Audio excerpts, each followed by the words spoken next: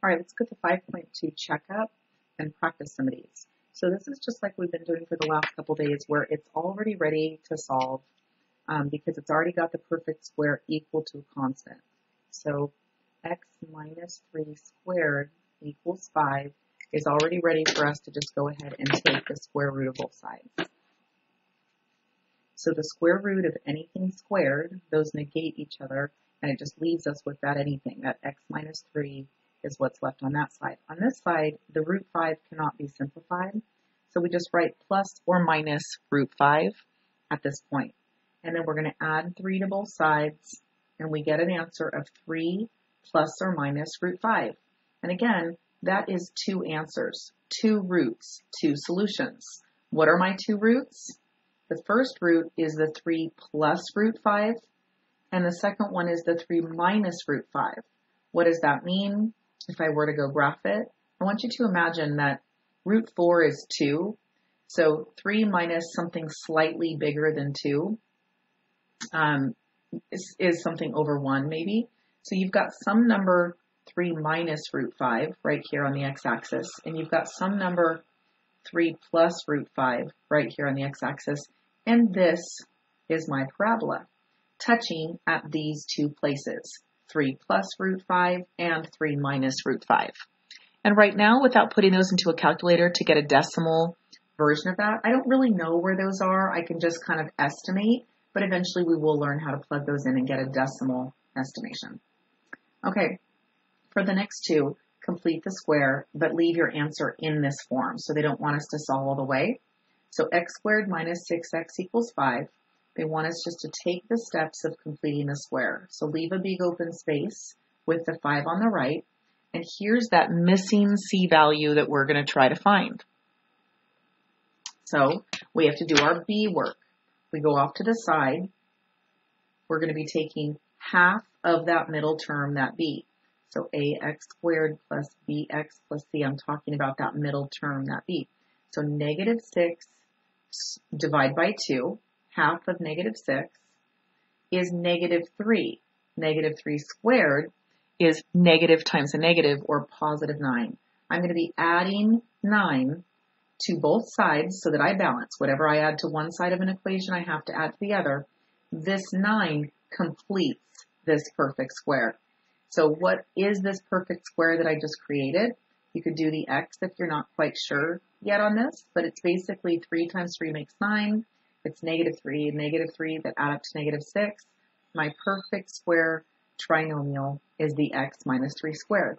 Where else could I get this minus 3? I could have gotten it from right back here. So here's my perfect square on this side. Here's my 14 on this side. Now we're done. So this is ready for us to square root both sides, but it says to just leave our answer in this form right here. But you could keep going if you wanted to practice. Complete the square on this one. So here, I'm going to go ahead and get it ready. But before I'm able to start completing the square, I notice that there's 3 x squares instead of just 1. So let's divide out that coefficient first. Luckily, 3 goes into everything, and it leaves us x squared minus 2. We're leaving that blank, and 21 divided by 3 is 7. So now I go off to the side to do my b work. What is half of this middle term? So b over 2 squared would be negative 2 over 2, or negative 1 squared. What is negative 1 squared? It's positive 1. Whatever I add to one side of the equation, I have to add to the other. This leaves me the x minus 1 perfect square factors, and 7 plus 1 is 8. It's now ready for me to take the square root of both sides and solve, but it told me I can just leave it in this form on this question. Okay, let's go look at the next ones that they actually want us to do the whole thing on. All right, on this one, solve the equation by completing the square and solve for x this time. So go the whole way. So I'm leaving a big open space for my space to complete the square, and I go do the b work. So negative 6 over 2, there's my b, is negative 3 squared. So negative times negative is positive 9. Whatever I add to one side, I have to add to the other. So 12 plus 9 equals 21. What perfect square trinomial did I just make right here? This is the x minus 3 perfect. Not sure how I got that. Go ahead and do your normal factoring if you need to see where that comes from. Now it's ready to take the square root of both sides. So here I go. Square root of anything squared is just going to give me that anything. So on this side, it's just x minus 3. Square root of 21, there's no perfect squares embedded in that. That cannot be simplified any further, so I'm just going to write plus or minus root 21. Add 3 to solve. My final answer is 3 plus or minus root 21, and that's 2 roots or 2 solutions. There's the 3 plus root 21, and there's the 3 minus root 21. Those are my 2 solutions. All right, how about this one? We've got a 2 in front, so we want to isolate that x squared. I only want to complete one square. I don't want to complete 2 squares at the same time. So by dividing out that 2 from everything, I now have something that's ready to go. We're ready to go off to the side and do the B work. So B this time, don't use this. Use this. This B. So we go negative 12 over 2 and square it. So negative 12 over 2 is negative 6 squared. Negative 6 times negative 6 is 36. Whatever I add to one side, I have to add to the other to balance the equations. What perfect square did I just make is going to be equal to 36 minus 10 is 26. So what perfect square is this? This is the x minus 6 squared perfect square. It's now ready to take the square root of both sides. And that leaves me, the square root of anything squared leaves me that anything inside. Plus or minus root 26 cannot be reduced. 6 plus or minus root 26. Again, that is 2 roots, 2 solutions, 2 answers. Complete the square on this one and then write it in vertex form. So first I'm going to minus this 1 from both sides and get x squared plus 4x. Now it has space left for me to complete the square.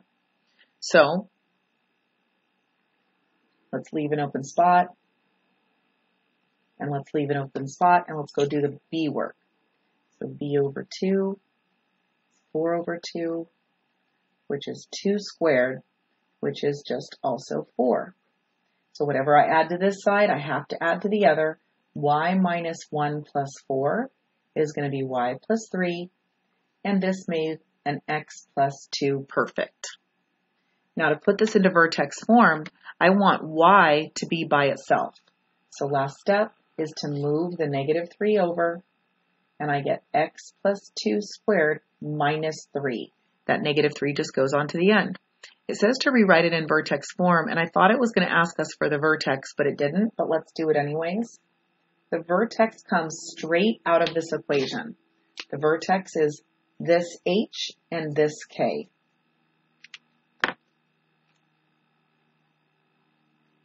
Okay. The k is exactly as it appears in vertex form, but the h has the opposite sign. Because the formula has a minus in it, so this would need to be x minus a negative 2. So my actual vertex is negative 2, negative 3, coming straight out of this equation. This function can be rewritten as negative 5x plus 2 squared minus 3. The function opens, see that negative right there? Down. Oops, sorry, can't see. Start this up again.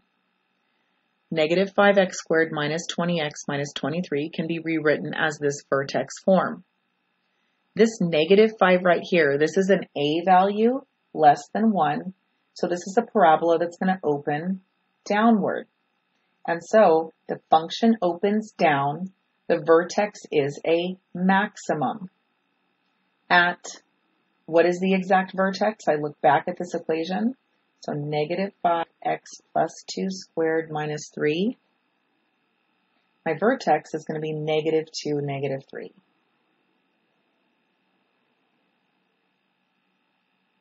That's my HK. All right, let's flip. Complete the square and find the zeros. That means find the solutions, find the roots, etc. So step 1, we're going to set this equal to 0.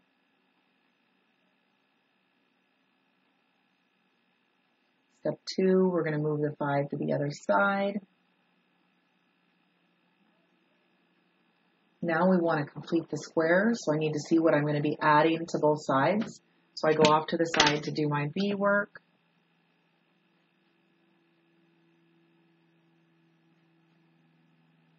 So 12 divided by 2 is 6. 6 squared is 36. Whatever I add to one side, I have to add to the other. X plus 12 plus 36 is my x plus 6. Perfect. And 36 plus 5 is 41. It's now in the format to take the square root of both sides. And I get plus or minus root 41 is equal to x plus 6.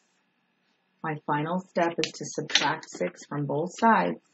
And I get my two roots as -6 plus or minus root 41. If you wanted to separate those out, you could write x equals -6 plus 41 and x equals -6 minus 41. A penguin starts on a slide 3 feet above the water. He slides down and glides in this function. Show his path where y is the height below. Complete the square to find and interpret the extreme value of his vertex. So we're going to take this equation, y equals x squared minus 4x plus 3. We're going to minus the 3 from both sides, leaving a big open space now to complete the square. We go off to the side to do the B work. -4 divided by 2 squared. -2 squared is just 4. If I add 4 to this side, I have to add 4 to the other side to balance. And this leaves me y plus 1, because 4 minus 3 is 1. And this is my x minus 2 perfect. I'm now going to just take one final step to subtract 1 from both sides. And we're left with vertex form of x minus 2 squared minus 1. And so it says, what is the value of the vertex? That's my h, that's my k. 2, -1 is my vertex. And so my x value is my distance in feet, so 2 feet. And my y value is my height above the water. So I'm at a -1 foot below the water level. And that's my interpretation of the vertex from that word problem. A penguin starts to slide 3 feet above the water. He slides and glides on this function, where y is the height above the water and the horizontal distance. Complete the square to find and interpret the extreme value or the vertex. And this looks like the exact same question, accidentally printed twice. So please just ignore it. Yay, ignore it.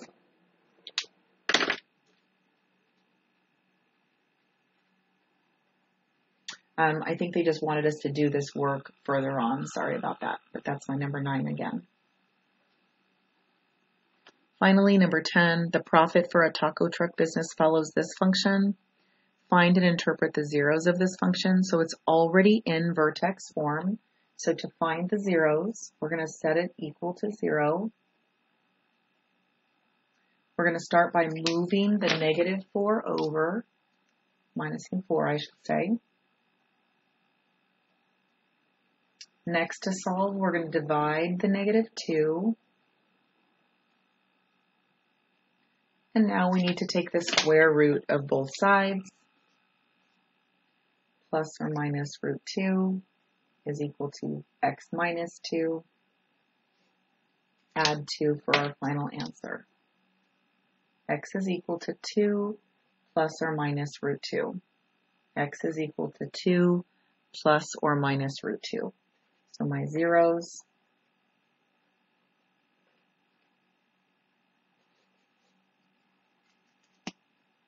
are there.